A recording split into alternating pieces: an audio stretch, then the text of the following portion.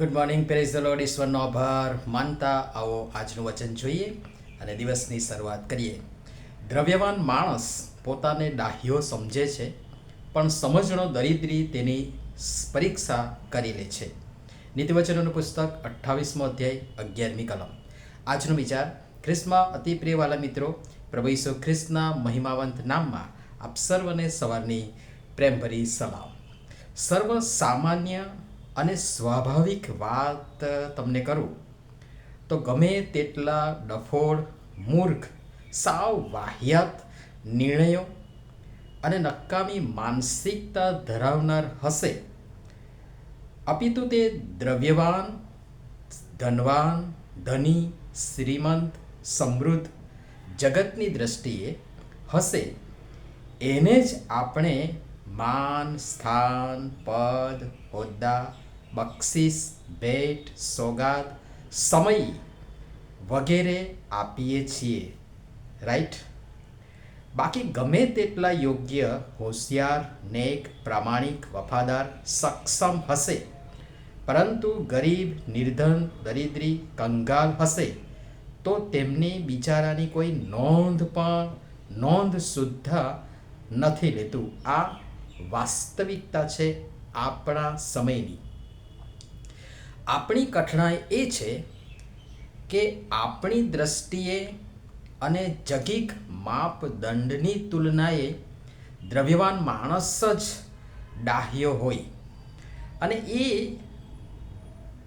આ વલણ મૂર્ખમાં મૂર્ખ વ્યક્તિ પોતાના દ્રવ્યના જોરે મળતા માન, પાન, સ્થાન, પદ, હોદ્દા, સત્તા ના મદમાં પોતાને ડાહ્યો અને બીજા બધાને મૂર્ખ સમજવા લાગે છે. પણ વચન આપણને આગળ કહે છે કે પણ સમજણો દરિદ્રી તેની પરીક્ષા કરી લે છે. દ્રવ્યવાન ડાહ્યાને પોતાના મૂર્ખતા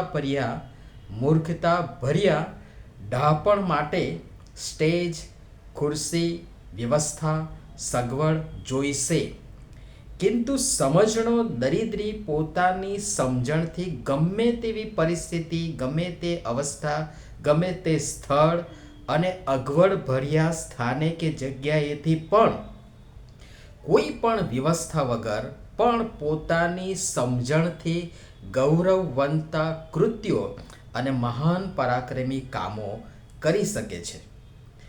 દ્રવ્યવાન જેમ ગાંડાની માફક દ્રવ્યની શોધ કરે છે, તેની પાછળ દોડે છે, તેને મેળવી લેવા કંઈ પણ કરે છે, જો કે છેવટે તો તે નાશવંત જ છે, ઘટી જશે, ખૂટી જશે, ચોરાઈ જશે કે કીડા કાઠ નાશ કરશે અથવા નાશ પામશે.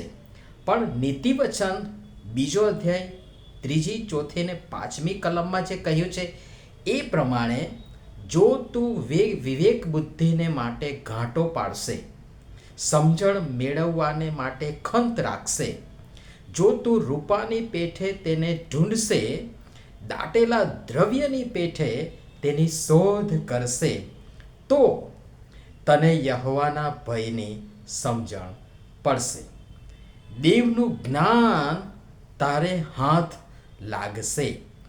જે દ્રવ્ય શોધે છે, દ્રવ્યવાન થવાને ઉતાવળ કરે છે, જે પડાવી લે છે, જે ભોળાને નિર્દોષને છેતરે છે, અન્યાયથી આંચકી લે છે, ઝૂંટવી લે છે, તેનું શું પરિણામ આવશે કે આવે છે?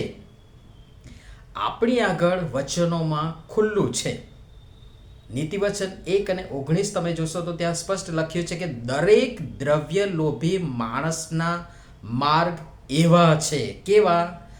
આવું દ્રવ્ય તેના માલિકોનું સત્યાનાશ વાળે છે, જેના વિશે પણ આપણે ઘણું બધું જોઈ ચૂક્યા છે.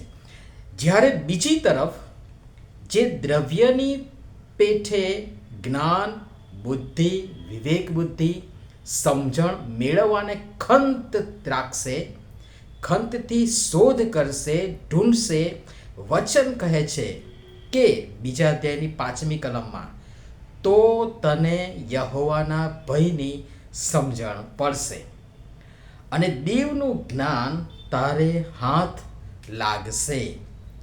અને આ સમજણ વલાઓ આપણને અનીતિ, અન્યાય, કપટ, છળ, અત્યાચાર, શોષણ વગેરે દ્વારા પડાવી લેવાના, આંચકી લેવાના, છીનવી લેવાના ભયંકર પાપથી દૂર રહેવા મદદરૂપ બનશે.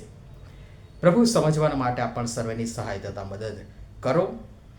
દ્રવ્ય અને દ્રવ્યવાન વગેરે પર પણ જોતજોતામાં ખાસી લાંબી શ્રેણી બની ગઈ અને વચન મળતા ગયા, લખતો ગયો અને ખૂબ લાંબી એવી સરસ એક શ્રેણી બની ગઈ.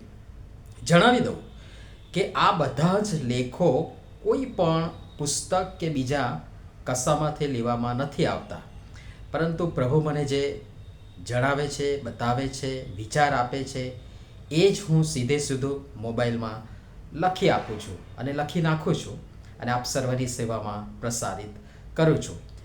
આ શ્રેણીને હવે લગભગ આવતીકાલે પૂર્ણ કરવા માટે પ્રયાસ કરીશ. આપના મંતવ્યો, સૂચનો, પ્રતિભાવ તથા ઉત્તેજનના, હિંમતના અને પ્રોત્સાહનના શબ્દો કોમેન્ટ કરશો, મેસેજ કરશો, પ્રાર્થના કરશો અને સાથે સાથે મેસેજ વોટ્સએપ પર તો મળતા જ હશે. યુટ્યુબ પર પણ જે વિડીયો અપલોડ થાય છે એને પણ તમે જોશો, લાઈક કરશો, કોમેન્ટ કરશો, બીજાને પણ શેર કરશો અને મારી ચેનલને શું કહેવાય કે એને વધારે પ્રમોટ કરશો, બીજાને પણ જણાવશો એવી મારી નમ્રભરી વિનંતી છે. આવો પ્રાર્થના કરીએ. પ્રેમાળ, મહાન અને ગૌરવી ઈશ્વર પિતા, અમે ઘણીવાર અમારું અને બીજાનું પણ મૂલ્યાંકન જગીક નાશવંત દ્રવ્ય તથા સ્થાનના માપદંડ તથા આધારે કરીએ છીએ, કારણ કે અમે ઉપરના દેખાવ તરફ જોઈએ છીએ, કિંતુ તમે જેઓ હૃદય તરફ જોનાર ઈશ્વર છો, કૃપા કરી અમને પણ જગીક માપદંડ અને બાહ્ય આડંબર દેખાવના આધારે નહીં, માણસના હૃદય તથા યોગ્યતા, ક્ષમતાના આધારે પોતાનું અને બીજાનું મૂલ્યાંકન કરવાની કૃપા કરીને અમ સર્વને સહાય તથા મદદ કરો, સમજણ આપો. પ્રભુ ઈસુના લીધે આમીન. ધન્યવાદ.